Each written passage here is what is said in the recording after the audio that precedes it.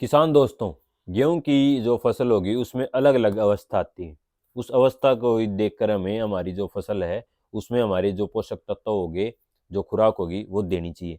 जैसे जो नाइट्रोजन होगा, नाइट्रोजन उसकी जो फुटाव होगी गेहूं की, और साथ में बढ़वार के लिए लगातार हरियाली जो बनी रही इसलिए इस्तेमाल करते हैं।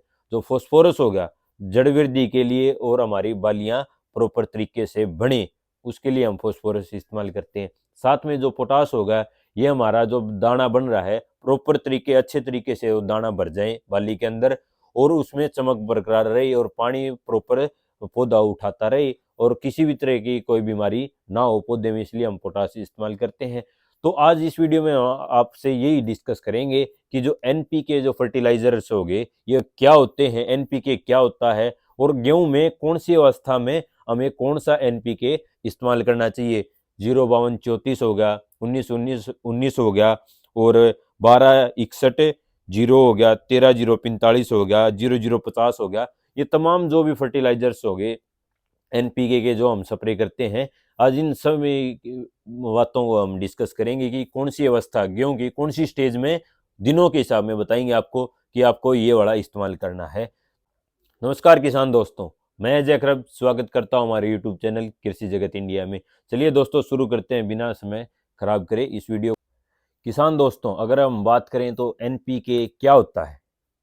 एनपीके क्या होता है? एनपीके एक मिश्रण होता है, एक अनुपात होता है, एक भाग होता है जिसमें एन का मतलब होता है नाइट्रोजन, पी का मतलब होता है फॉस्फोरस, और के का मतलब होता है पोटास।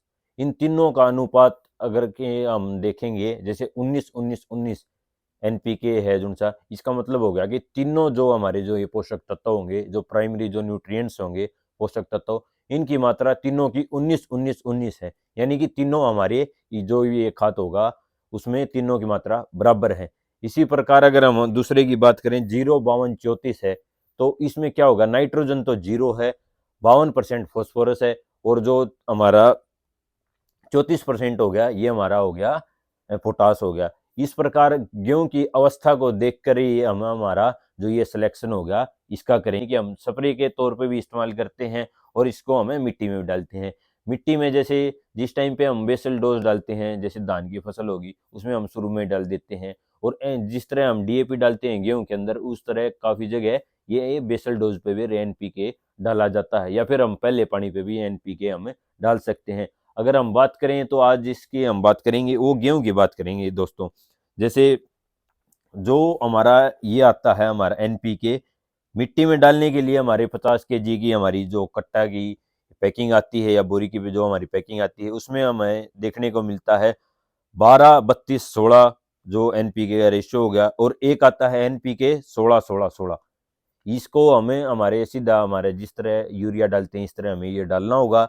और जो दूसरा होता है हमारा स्प्रे के लिए, उसमें अलग अलग ये जो फॉर्मुलेशन होगी उसमें आता है, जैसे NPK 19-19-19, NPK 052-34, NPK 0050, NPK 13-045, NPK जो हो गया हमारा 12-61 और 0।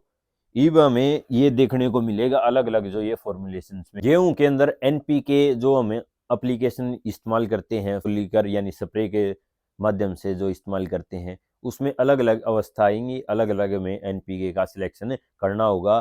तो सबसे पहले हम बात करेंगे जो शुरू के 40 दिन हो गए हमारी गेहूं की फसल की, तो हमें शुरुआती 40 दिनों में जो एनपीके 19-19-19 हो गया वो इस्तेमाल करना है। अगर आपकी फसल में कोई जिंक की, आयरन की, या फिर मैग्नीशियम की, मैग्नीज की जो भी कमी है, आप एनपीके के साथ इस्तेमाल करके जो भी आपकी कमी हो रखी है फसल में जो उनसे भी पोषक तत्वों की, वो आप पूरी कर सकते हैं। अगर हम बात करें तो 40 से 60 दिन के बीच में है अगर आपकी फसल गेहूं की, तो आपको इस्तेमाल करना है एनपीके 12-61-0 वाला आपको इस्तेमाल करना है।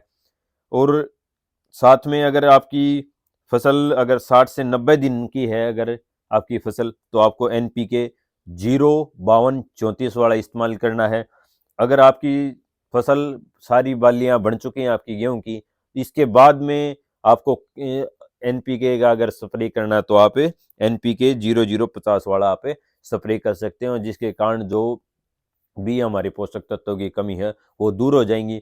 जितने भी एनपीके हैं इनके साथ आप माइक्रो न्यूट्रिएंट्स होंगे जो हमें कम मात्रा में चाहिए, आप उनको भी इस्तेमाल कर सकते हो।